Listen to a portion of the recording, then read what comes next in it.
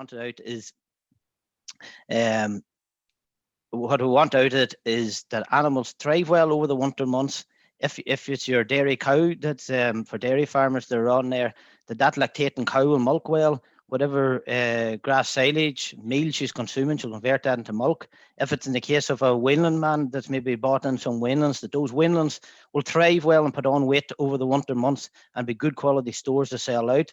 If it's your suckler farmer that maybe wants his suckler cow clear of parasites, that she'll calve down in the springtime, have an abundance of milk, and have a good healthy calf, and have the ability to rear that calf indoors before she gets the grass. So look, we're going to concentrate maybe a few simple techniques, dosing techniques. Look, most of you online there tonight are well aware of this, but it's maybe no harm to recap. Ensure that what we're doing, we do it well and we do it properly, and that's I suppose we can get the most out of it. Whatever animals you're dosing, it's important to dose to the heaviest animal in the group. If it's a group of weanling calves that you're dosing, a lot of people who've been in the beep scheme this last number of months would have done weighing, so you have an idea what weights they are. Dose to the heaviest animal.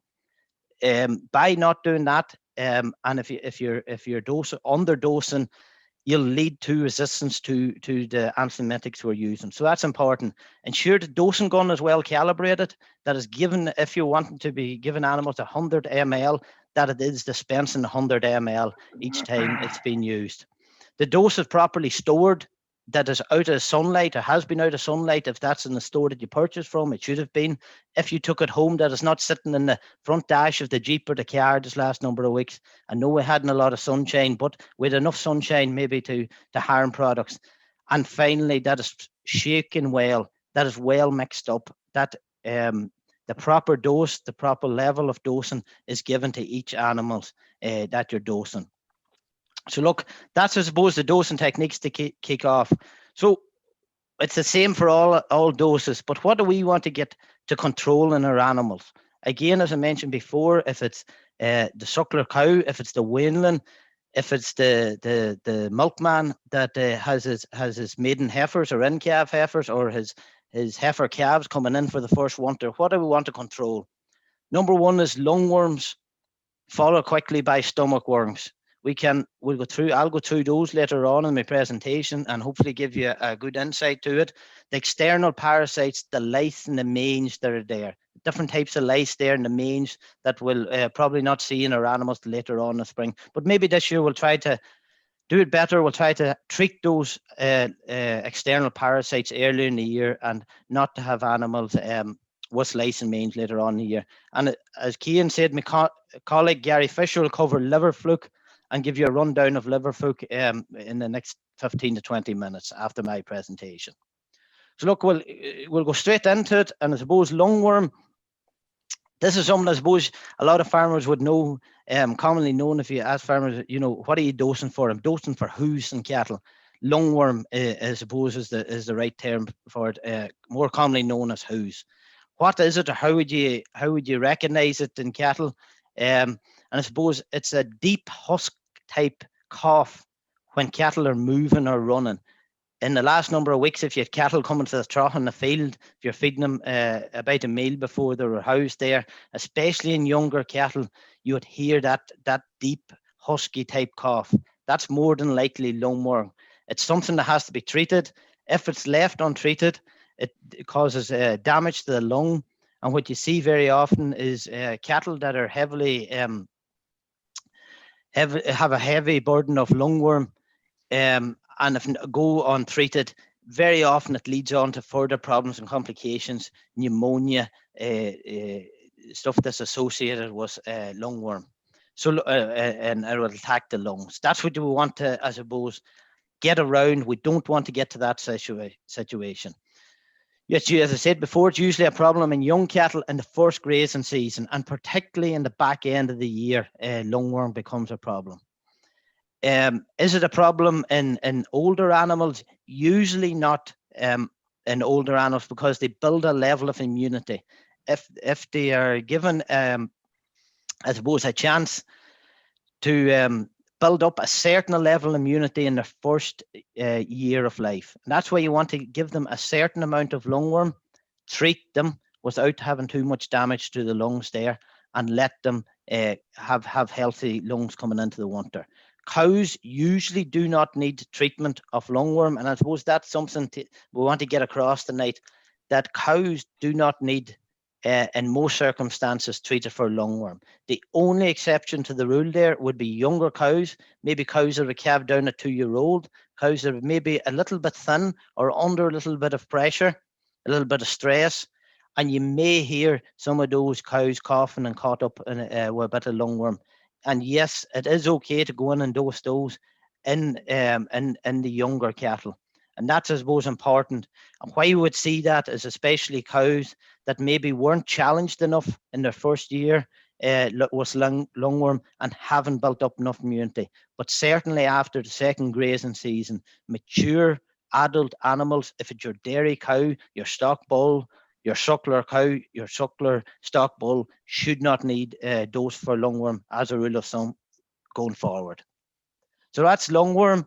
We'll move on quickly through it. We'll cover stomach worms. So very often stomach worms and lungworms will be all wrapped up together. But tonight we want to give, I suppose, a bit of an explanation what we're dosing for and what we want to treat. Stomach worms, I suppose, like lungworm, animals do develop immunity to stomach worms after the first 2 grazing seasons. I just have the notes down there. You'll see in the right-hand side of your screen a photograph there of some of the stomach worms. And again, if they're left untreated in those younger animals, can cause problems in the gut and affect their thrive. Coparia is the stomach worm that'll do the damage in year 1 in the first grazing season. So those calves that are challenged, and especially your dairy-like calves, would be challenged a lot more. They would be consuming more grass than your suckler type calves, and they would be challenged a lot greater. So it is important to look at stomach worm right throughout the year. And how do you look at, or how do you know animals or young animals are affected by stomach worm? It's fecal sampling. And that is something I suppose a lot of the suckler farmers would have come in contact with for the first time, maybe under the BPS scheme, where you took fecal sample of your suckler cows over the last number of weeks and months. But look, Ostargia is in the second grazing season, and that's something that you have to bear in mind in treating that Ostargia, especially Ostargia stage 2. So what does this mean for cattle farmers out there at the minute? How do we treat these stomach worms? We have looked at our lungworms, and stomach worms is, I suppose, a different. Ostargia type 2 is again, I said, in the second year of grazing. It's usually later in the year, in the autumn time before housing, that it becomes a problem, and especially in those older cattle. And what I will point out, and I suppose important here, there's a lot of information on the screen. One product, I will group it into levomisola, and is not effective. What does that mean? A lot of farmers out there, I suppose, who are not familiar with the products in their class. And as a rule of thumb, it's the yellow dosing drenches that you drenched down the throat in cattle, the levamisols there. Just in the center of your screen, there's those levamisols. They're not, and it's important to make this point, they are not effective against Ostargia type 2 stomach worms in cattle at this time of the year. They are not an effective dose. So yellow drenches should not be used. What would you use? I'll group it into 2. The benazoles there, the white type products, the albendazole, Alpex, Endospec, tramadol, any of those there you'll see in the bottom of the screen. I have them in green writing, basically like the traffic lights, green is for go. They're able to be used. Just as suppose a word of caution was that in the white drenches that they're using, drenching down the throat, it's important to check them out, that there is a small number of those that may not treat Ostargia type 2, but the majority will. So look, read the label. Talk to your vet if you're going to use one of the white wormers that's out there to treat stomach worms. What I will say is all these products also treat lungworm. So if you're going back a step, if you want to treat the lungworm that we've mentioned, any of those products in the list here will treat them. The macrolactins, we won't know. A lot of farmers out there ourselves, we won't know them as that fancy word that he's using, but they're the clear drenches. If you want to drench down the Animec type drench, the Sedectin type drench that's going down the throat, or the ivermectin type injectables or porons that are being used, the Qualimac, the Bimectin, Dectomax, those type products is all your clear drenches. So suppose, just to make it very clear what we're saying on the treatment of stomach worms, the Ostagia type 2, this time of year, that's what we want to be treating, especially our younger animals. The yellow drench, the levamisole type drenches, is not to be used for those. What's to be used is our white and our clear drenches. If it's our clear injectables or our clear drenches down the throat, both of them are very successful and can be used for them. So that's, I suppose, a quick run through in our stomach and our lungworm products. We'll move on, for just unconscious of time, and I suppose the next big one is the number of cattle that's housed at the minute. And we'll be thinking of, some of us maybe not thinking at this stage of treating for lice or mange. Maybe that's something we do after Christmas traditionally. But I suppose it's important to bear in mind the two different types of lice that'll affect our cattle out there. Biting lice, they basically feed in the skin and the hair of the animal, and the suckling lice, two different types of lice, and that'll be important later when we go to treat these animals. The suckling lice burrow into the skin and feed on the blood of the animal. So that if left untreated, in animals, and especially in young animals that maybe aren't thriving that well, can cause problems down the line. So severe irritation of the skin, scratching, anemia. So look, how do we deal with this? It's important to bear in mind, I suppose, the life cycle of lice. Life cycle is completed every 2 to 3 weeks. So what happens now? The animals are outside, they haven't been housed with the wet weather the last number of weeks. Once we get those animals inside, we have to start thinking about treating for lice. Once those animals go indoors, basically they're out of direct sunlight. Lice love that environment. The hair on the cow and the animal's back starts putting on winter coat, so it's a real thick, dense place for it to survive in. And it'll multiply. The lice can multiply and complete its life cycle every 2 to 3 weeks. So within 2 to 3 weeks, every 2 to 3 weeks goes past, it's basically multiplying. There's more lice there. They're harder to treat. So one thing I suppose I would ask take out of tonight is the treatment of lice and mange. Why not try to treat them earlier this year? It is more effective. The products are much more effective to use earlier. You have less of the lice to kill, and you have a much healthier animal going forward into the winter. How do we treat them? There's poron that are used on their backs there, spot on, endospect. There's number 2, there's injectables or poron ivermectins. So the injectin, ivermectin, the ivermectin type products that you're used to, or the poron ivermectin that's poured on their back, those are effective. Now, I suppose, how do they work? The poron products down their back, it'll disperse throughout the fat layer in the animal's back, and then it disperses across the hide of the animal and across the fat there. Only poron products are effective against biting lice, and that's important to bear in mind. Injectable products are not effective against the biting lice, and that's the lice that'll burrow in and that'll suck and work on the bloodstream of the animal. So it's only the poron animals. Treating lice in cattle, it's recommended, and we strongly recommend, and I'd be an advocate of it, of clipping the cattle's backs. Basically, electric shears down the animal's back, from the back of the neck right down to the top of the tail. Clip the back if it's dairy cattle, if it's stores, if it's suckler cows, whatever animals that's in the shed, it's important to get that done. Get it done at an early stage. What you're doing there before treatment by clipping that off, you're removing a lot of the hair. You're allowing the animals to breathe better, to evaporate or to sweat better as well. And you'll have much healthier animals with that. But what is important is, and especially in a lot of the suckler type animals that would have a much deeper, denser back and hair on it, is if you clip them before applying the pour-on, you're leaving it a much easier and effective way for the pour-on to get into the animal's hide and to get in and be effective. When you're treating animals in the shed, it's important that all animals are housed that are going to be housed for the winter in that shed, and all animals are treated in the one day. Lice, I suppose, is a animal to animal contact. That's how it passes. It cannot live in surfaces, timber, steel. It doesn't live on feed rails or anything like that. It won't survive that long on those, so it has to pass from animal to animal. That's very important. All animals are done in the one day. What's the effective product? And you kill all lice that are on those animals.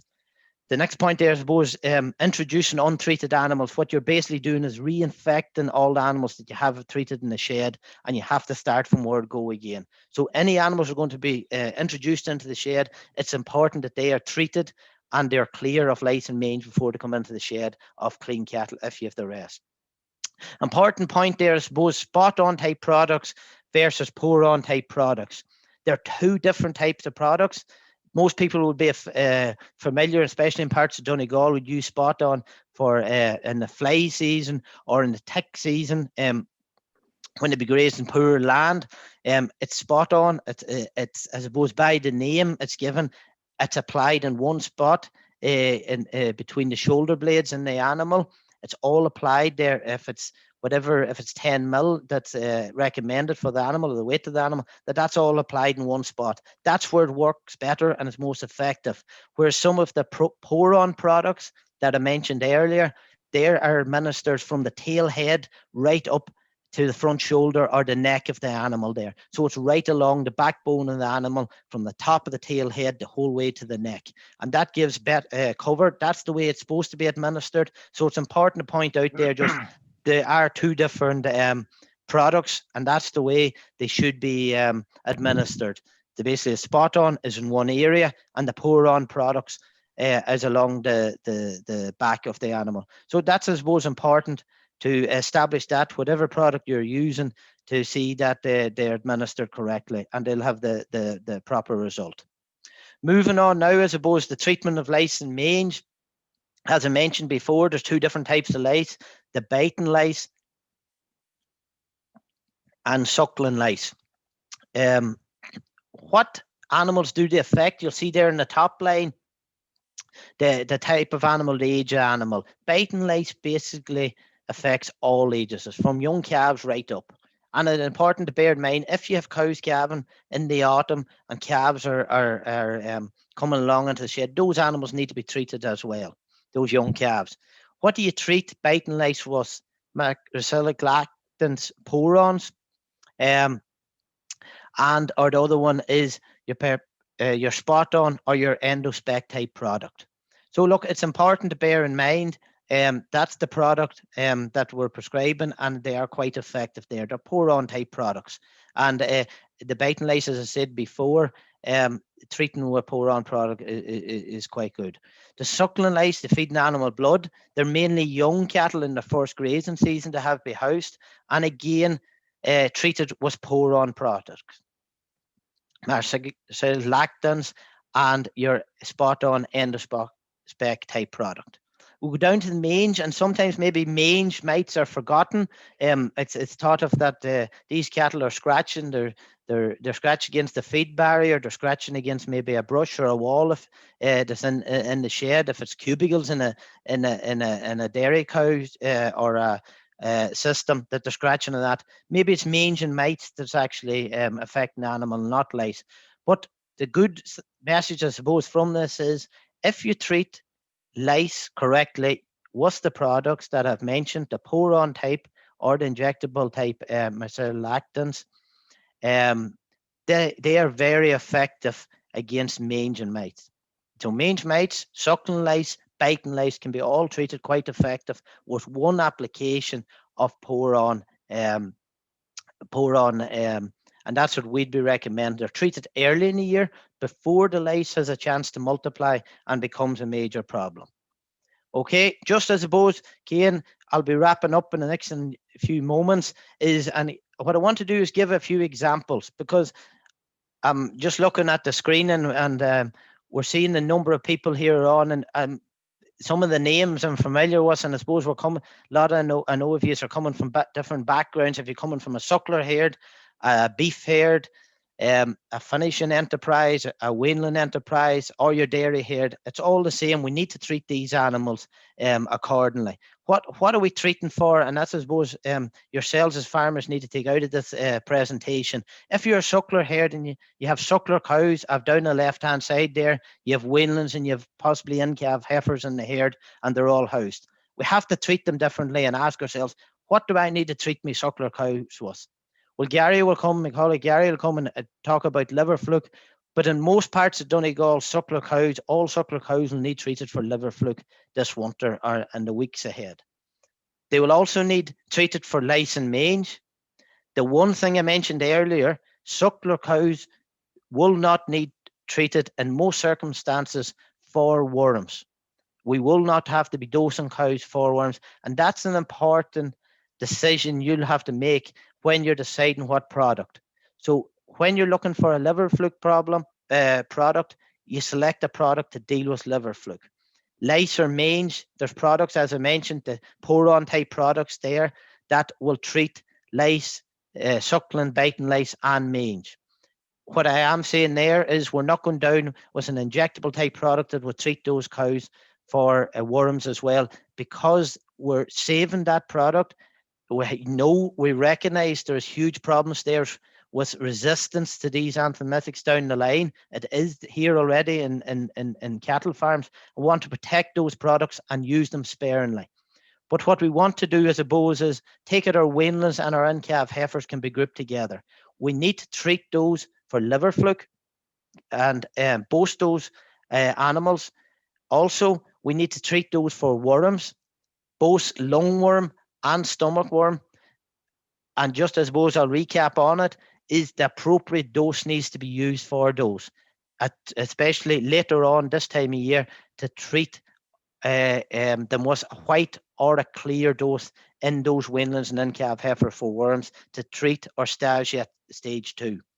Also, they need to be treated for lice and mange. Now, maybe it's a product there, if in these young weanlings or in-calf heifers, that you treat using an injectable product that will treat worms and will treat some lice and mange. So look, them decisions you need to make, you need to ask yourself before you go to co-op or the store, what do I need? What do I need to treat? And therefore, that'll make your decision on what animals what's the best product for you to bring home to treat your animals. In the dairy herd, and it's quite different, and I suppose just a word of caution to dairy farmers out there, the beef and the suckler end maybe are able to use a lot more products for the treatment of fluke and worms there, that some of them are not licensed. And the one thing I suppose I would say is watch the withdrawal dates. What's the milk withdrawal date? Can this be used in my in-calf heifers? Can this be used in my dairy cows and my milking herd? Similar in a suckler or a beef enterprise, can this product be used, or is the withdrawal date too far out for me in my beef finishing animals? So in your milking herd, yes, a lot of the milking herds in the northwest, Sligo, Leitrim, Donegal, will need treated for fluke this year. And it's important to treat what's the appropriate product there. Yes, they will need treated with lice and mange. A lot of those products that are pour-ons can be used in the dairy herd with zero withdrawal date and treat them early in the year. In-calf heifers and heifer calves, similar to our suckler herd, they will need treated for fluke. They will need treated for worms, lice and mange. So look, what you do, I suppose a word of caution again there, in-calf heifers, there is certain products that are not worm products that are not able to be used in in-calf heifers that'll be lactating in the next 60 days. And just maybe bear that in mind when you're going and deciding what product to use. So a summary of what I suppose I went through, we 15 or 20 minutes there, went through a lot of stuff very quickly. The summary, dosing techniques. Bear in mind what are we going to what are we going to administer these animals? Has my gun calibrated? Has been properly washed out? Is it in good working order from last year? Is the product stored properly? And adult cattle do not require worm treatment. And that's something I suppose from the presentation tonight we want to get across. We have to protect the drugs that are out there that are being used on farm for treatment of worms, and they don't need to be used in adult cattle. treat cattle with correct product at the correct time, and that is important. And I suppose we've gone through that. The one main, and I suppose to finish with, is ensure cattle thrive this winter. Don't have cattle, I suppose, not thriving because of the incorrect maybe product being administered, and maybe cattle having a fluke, a worm, or a lice burden into the spring ahead. Okay, I'll leave it with that. Thank you, Cian. Sorry I rang shortly, slightly over time, but hopefully we covered most of the topics there. Lovely. Thanks a million for that, Shane. I'm conscious of time. We have a number of questions that have come in at this point, but maybe what we'll do at this stage is we'll go straight on to Gary. And what I'll do is I'll put the questions back to the pair of you then once Gary has finished his presentation. So we'll move straight on to Gary, and Gary's going to cover the liver fluke part of the house. So I'll go straight on to you, Gary, if you want to share your screen there, please. Okay. Good evening, everyone. Thanks for joining us for our first webinar here tonight in Donegal. And there could be people listening from all over the country, which is the beauty of probably doing something like this online. So what Shane spoke about there was basically the control of worms, lungworms, stomach worms, and lice, biting and sucking lice, and also mange. One of the other major parasites to be controlled at this time of year is fluke. And probably most years, this is the one parasite that probably isn't effectively controlled. And it basically costs, the Irish industry probably maybe in excess of 90 million euros a year in relation to lost meat yield, reduced milk yield, and reduction in sheep output as well, by up to maybe 30%. So basically, Shane did speak about there basically about using the correct product at the correct time at the correct rate. You go into any agricultural store, get into any agricultural store right across the country, and you're bamboozled by the amount of products that you're faced with for treating worms, fluke, or whatever. All these products are effective as long as you use the correct product at the correct time at the correct rate for the particular parasite that you're trying to kill. So I'm going to concentrate tonight mostly on liver fluke and also rumen fluke, okay? And there is, fluke seems to be one of these parasites that a lot of farmers have difficulty in controlling. So on most farms, or part of all farms in Ireland, there is liver fluke. And this has been proven by AHI over the last number of years. You need to look at your farm history. For those farmers that don't slaughter their own cattle, they don't see the liver results maybe coming back. But you need to look at your farm history. Is there an incidence, or has there been incidents of liver fluke on your farm? Is cattle not thriving? Is their feces very loose? Not healthy looking cattle. Now, for those farmers that slaughter cattle, one of the big benefits in the last number of years on all animals slaughtered now, when you get your kill sheet back from the factory, attached to your kill sheet, you'll find a beef health check, AHI report. And I'll go through this later on, but that's a very useful piece of information, and farmers should look at that to see how effective their lungworm control is, and also their fluke control. So what's making fluke control difficult is the life cycle is quite complicated. And I'm not going to go into detail on the life cycle of liver fluke tonight, for the simple reason is it takes 10 to 12 weeks for the fluke to mature to become an adult. So an adult fluke, it takes an adult fluke to lay eggs. So basically you've got early immature fluke, you've got immature fluke, and you've got adult fluke. So there are 3 stages in the fluke cycle. Okay, so 3 different stages of fluke. And currently on the market today, there is 7 active ingredients to control them. Now, most farmers don't know the different active ingredients. Now, you don't really need to know the different active ingredients, but you need to know the products that control the different stages of fluke at the different times when you use them. Okay. So why? So basically there on the right-hand side, for those farmers that have maybe never seen liver fluke before. Basically, what I'm moving my mouse around there at the minute on the right-hand side, that basically is a fluke there. That was basically a number of years ago. We did demonstrations on farm. Basically, we had livers taken from abattoirs, and we basically the livers are dissected, and basically you could see the live fluke in the bile ducts. So why is liver fluke so prevalent in Ireland? Why is the question? Well, as Shane said earlier in his presentation, look, in Ireland, especially along the north, the western seaboard, we get a lot of rainfall. And I just looked yesterday at maybe 4 different weather stations across Ireland, from Malin Head to Johnstown Castle in Wexford to Valentia in Kerry and to Claremorris in Mayo. And to date this year, bar Johnstown Castle, all 3 other weather stations have more annual rainfall already this year than on average. And if you just look at the month of August alone, all weather stations recorded more or less an inch more rainfall than normal. And actually in Kerry, they had 4 inches or more rainfall in August.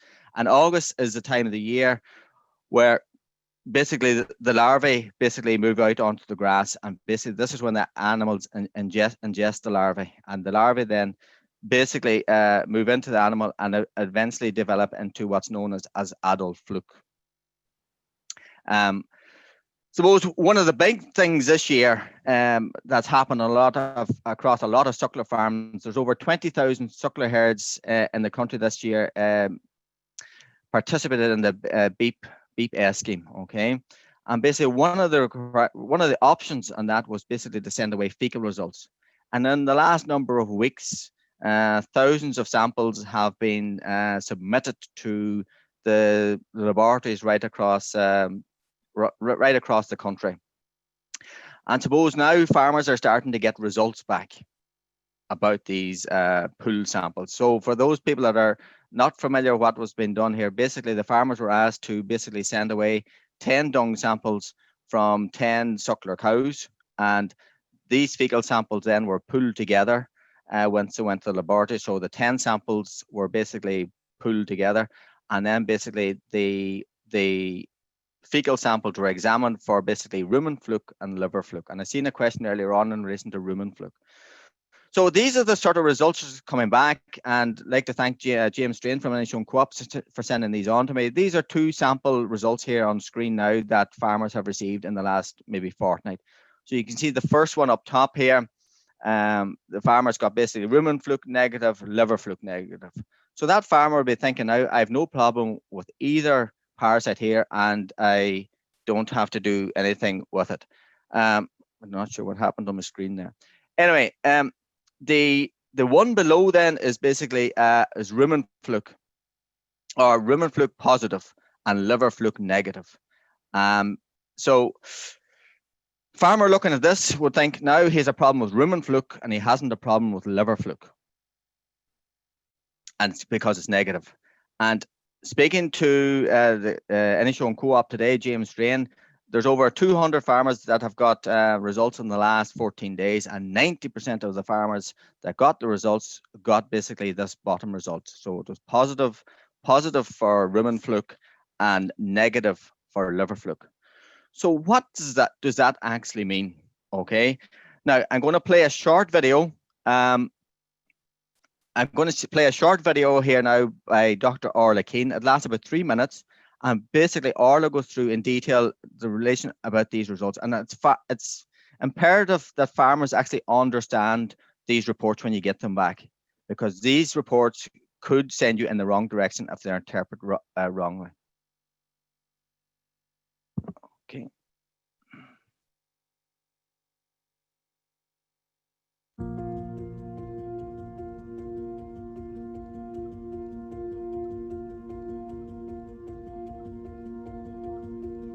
I'm Dr. Orla Keane, a researcher in animal health based at the Teagasc Animal and Bioscience Department in Grange, County Meath. Many farmers are currently participating in the BEEP S scheme, and in that scheme they may have selected Action 3, fecal egg testing in adult suckler cows for liver fluke. This action has to be completed by the 1st of November, and so farmers may have collected samples or may currently be collecting samples for submission to a DAFM approved laboratory. The list of DAFM approved laboratories for this action are available on the DAFM website. It's really important when you get the results of this fecal egg testing that you discuss these results with your vet or advisor.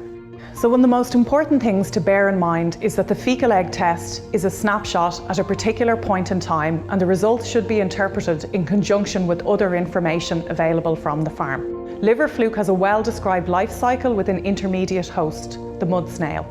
Infection of snail tends to occur earlier on in the grazing season, and this can lead to high levels of herbage contamination later on in the grazing season. This means that there is generally a seasonal pattern of infection, with infection occurring from autumn onwards.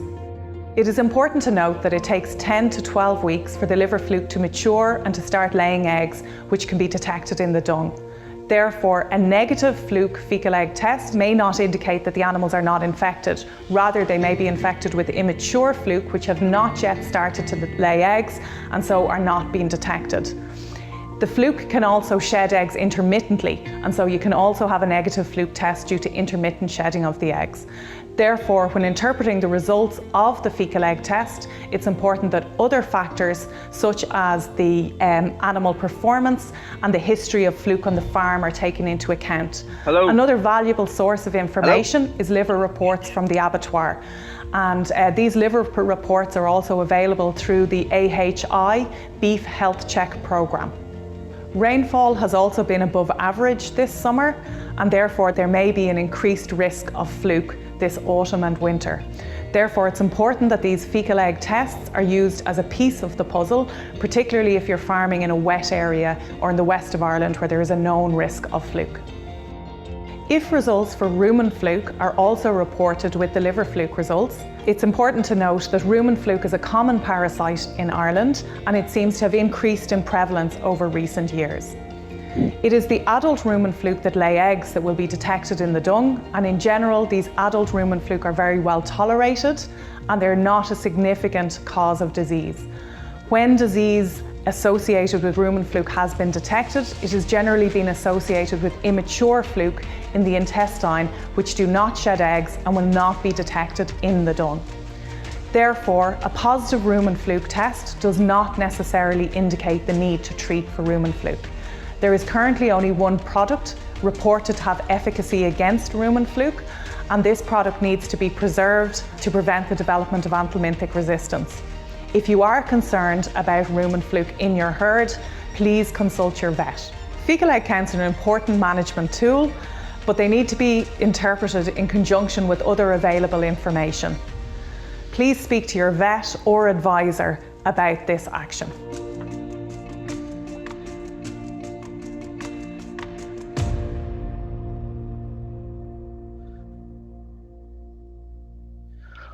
Okay, that was a video done by Dr. Orla Keane in conjunction with Animal Health Ireland, and all those videos, there's a series of 8 videos there, and they all can be found on animalhealthireland.ie.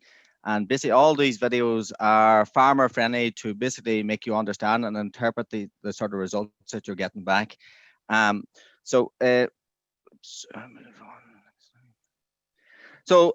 Look, just maybe before I move on to this slide,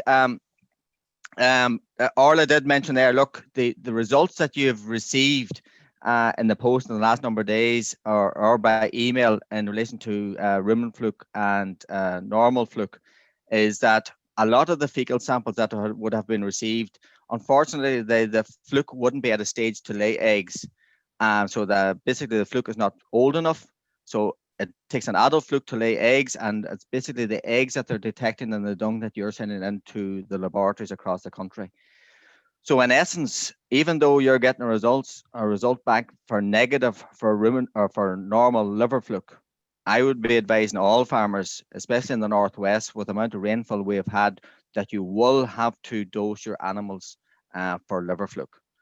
And as Orla mentioned in the video there also, look, rumen fluke isn't as big an issue. And it's sort of something you need to talk to your vet about before you start going down a course of treating animals for rumen fluke. And it's not as big an issue as people would actually make out. Now, the next slide is probably the most important slide I'm going to show you tonight. And if you're watching this on a phone or if you're watching this on a phone or on an iPad or whatever, take a screenshot of this screen here, because you'll never remember all the information that's on the screen, but this information doesn't change that much. So on the extreme left-hand side is all the active ingredients that are involved. And as I sort of said earlier tonight, there's 7 active ingredients for controlling liver fluke currently on the market.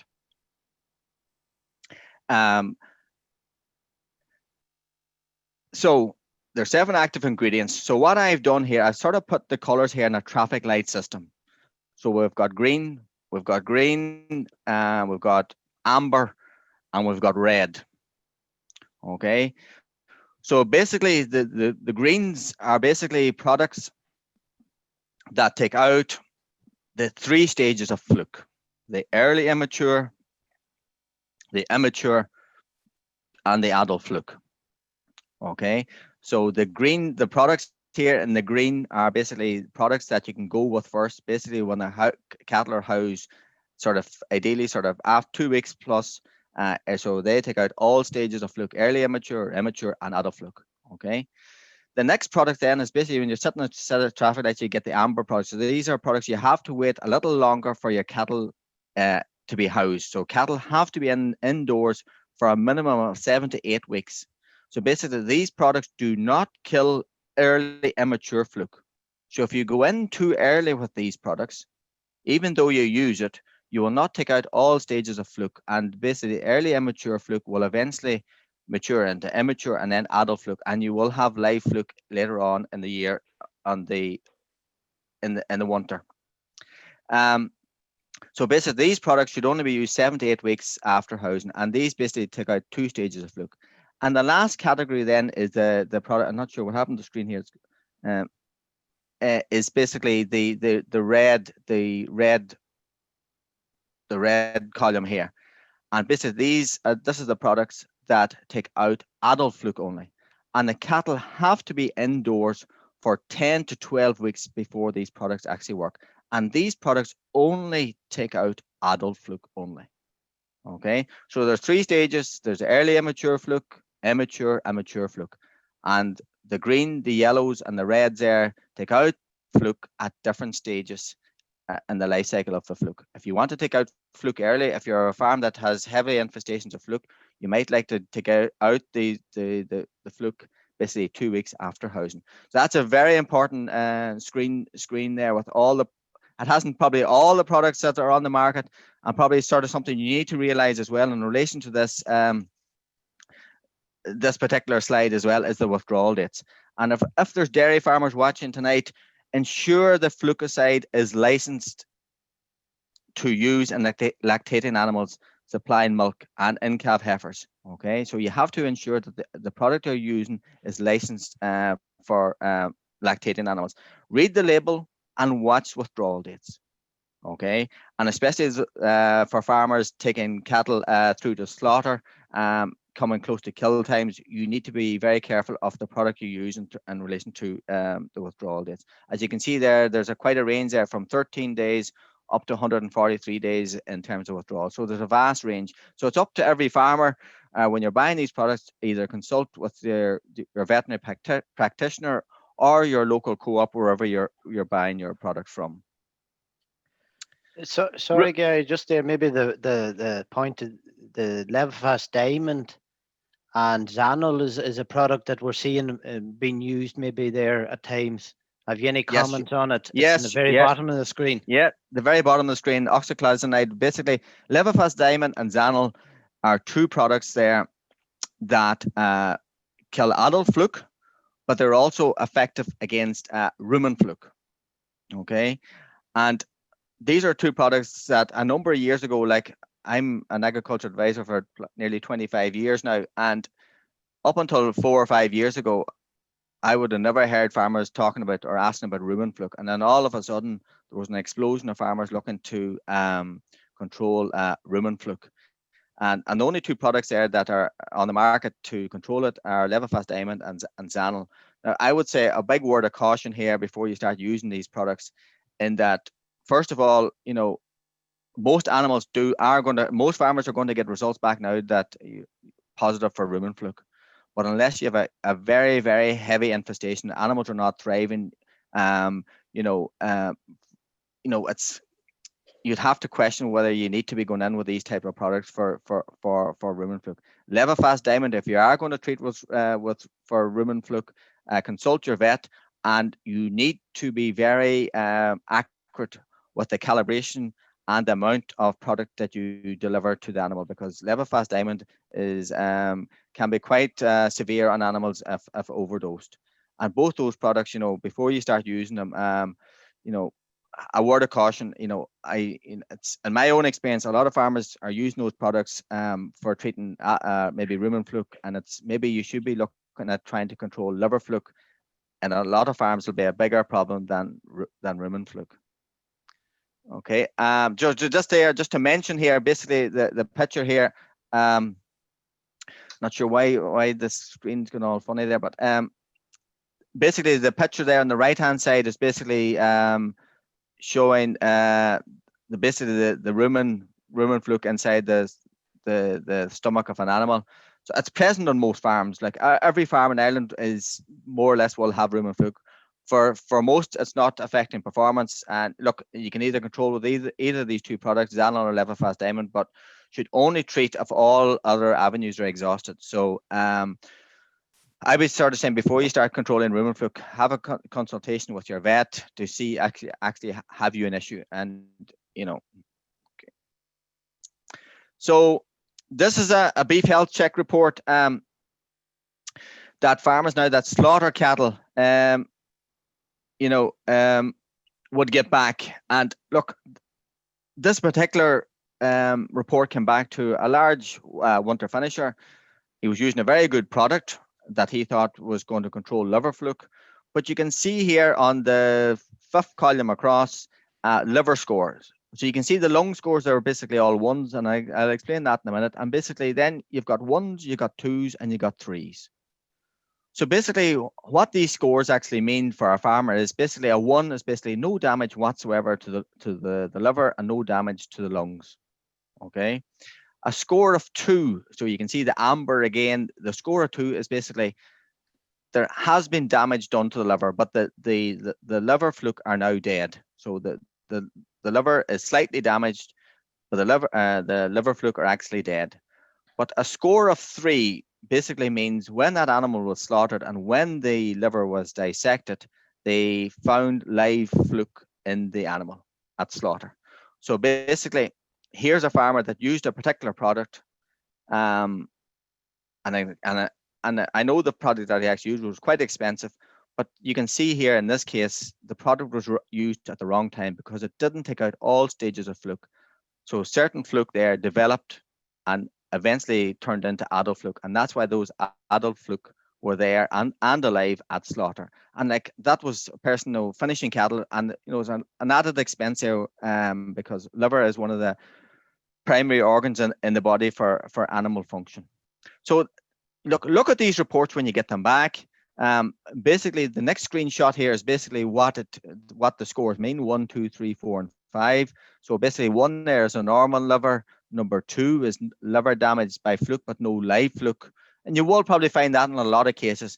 But what you don't want to see is basically a score of 3, liver damaged by fluke and live fluke present. So basically if you have used a fluke product there, basically it's telling you if you're finding a live fluke when you slaughter cattle, it's basically your fluke regime needs to be looked at when you're using the product and what time you're using the product.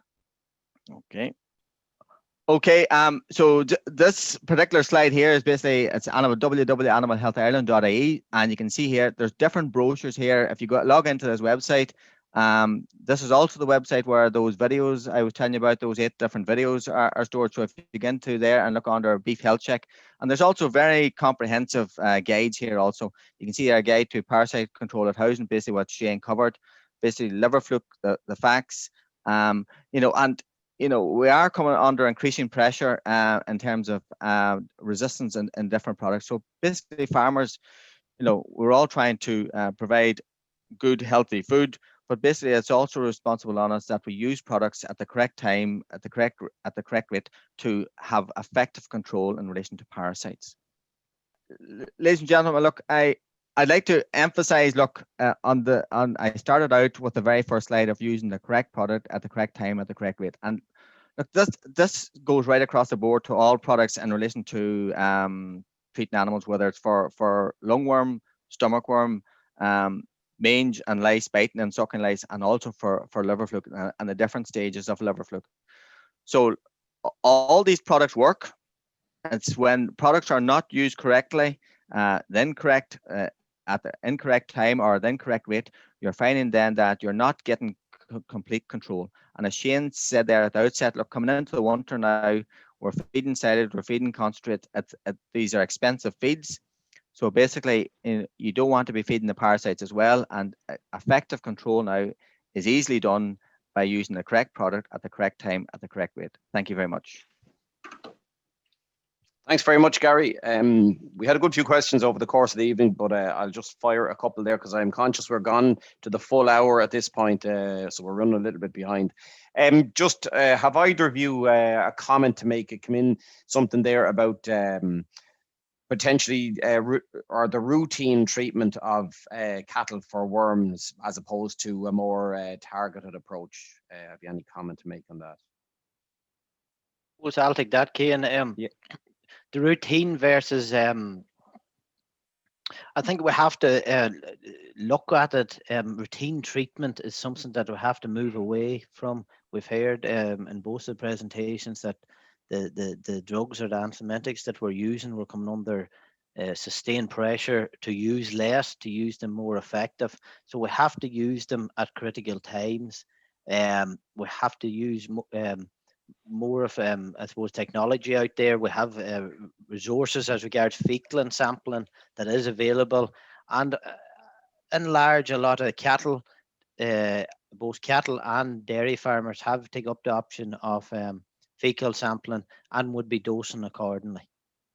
So I think, look, it's something we have to look at seriously to protect the products that we're using. What we don't want to get to this stage is that the products we have, they'll have resistance to them and they're not working and doing what we want them to do. Okay, thanks very much, Shane. Again, another thing there about using porons that will treat both worms and lice. So just seen as a combination, but it could be the one product in it. Just the efficacy of it, how effective they are using a poron for both worms and lice.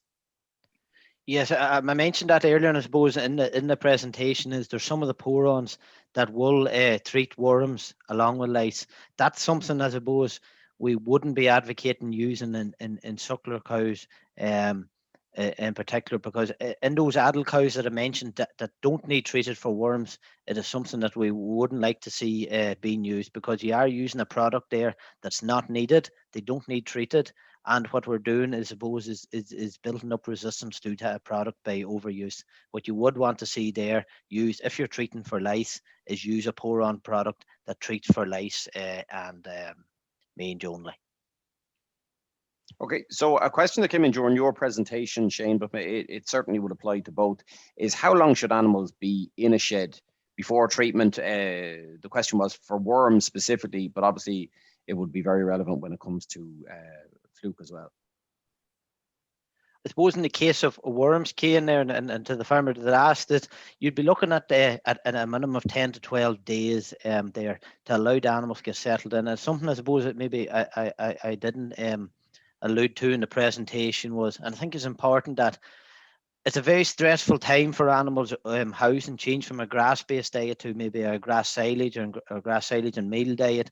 There is stress there. The last thing we want to be doing the day we're housing those cattle is going in then and dosing them for, if it's fluke or worms, whatever we're dosing for. I think they should be given a period where they adjust to the settings, they adjust to the new surroundings and the new diet that they're on, and then come in and dose for worms or whatever we need to treat for accordingly. We don't need to add extra stress on those, and especially in the case of young calves or weanlings that are after being weaned. It's something that we'd be advocating against, is going in and treating. It may be very advantageous the day that you're working with animals, that you're putting them into shed to run them up the crush and to dose them and all. But we have to bear in mind the health of the animals. And the last thing we want to do is to add extra stress to them. And I suppose bear in mind, if animals have a lungworm burden there, going in with a product there, animals are under stress. This could lead to a secondary problem, and that's very often where you see the problems with your pneumonia type sicknesses coming into those younger animals. Just maybe to add to that there, I think the question was maybe dosing at around housing. Look, a lot of suckler farmers, and especially up in the northwest, maybe a lot of farmers are using ivermectin type products. And if you were maybe to use a product like that, maybe 2 to 3 weeks out from housing, as most of those products have a residual effect. So if you dose the calf maybe 2 weeks before housing, and they were housed, you shouldn't really have to dose those cattle again for lungworms or stomach worms. But you will have to dose them then for liver fluke and more than likely lice as well. Okay, so and I know I've seen the question coming in there. So it's and Shane's right. The least amount of stress you can put on animals at housing time, the better. Because unfortunately, there's a lot of farmers out there that sell weanlings that are sold and they have never received a dose. And the last thing you want to be doing with them now, if you purchase them, is to dose them right away. Just given the time, I'm just going to run with one last question, and it's on a specific product, which I'm not going to cover, but maybe it's back to a little bit what Shane spoke about earlier on, but certainly Gary, feel free to come in, and it's about what type of product is most effective to use against Ostratagia. What type of product? Whether an ML or a benzimidazole, whatever the case is. Yeah, well, going back to, I suppose, their stage 2, I mentioned, and I'll highlight the product that shouldn't be used. First of all, is your yellow levamisole type product is not effective, but your benzimidazoles and your ivermectin type products are both effective against that Ostratagia stage 2. Now, what you have to bear in mind, I seen the question coming up here. I think it was mentioned in relation to dairy cows and in the treatment of Ostratagia stage 2. Eprinex with the product that was mentioned that was used, that has zero withdrawal and can be used in dairy cows successfully. But I suppose seek veterinary advice on that.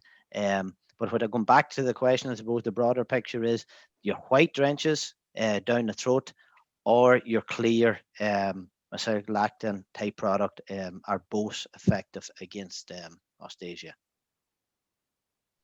That's great. Thanks, Shane. It's gone 9:05, everyone. So I think we're going to wrap it up for this evening. I'd like firstly to thank Shane and Gary for giving us their time and two certainly very useful and very timely presentations there. I hope you found this evening's presentations useful for your own farm, and hopefully I'll be able to make this presentation, this webinar tonight, available to our own regional YouTube channel in the coming days. This series of webinars will continue for the next 6 Tuesdays, and you'll be able to find the full details of it by following Teagasc SLD, Sligo Leitrim Donegal, Teagasc SLD, on Facebook, Twitter, Instagram, and so on. Next week's webinar will cover silage quality and rations. So again, another very important and a very topical subject. And we'd love if you could join us here again next week. And remember, despite the current restrictions, you can always contact your Teagasc advisor by phone, text, email, and so on. Thank you for joining us tonight. Stay safe and good night. Thank you. Good night. Good night.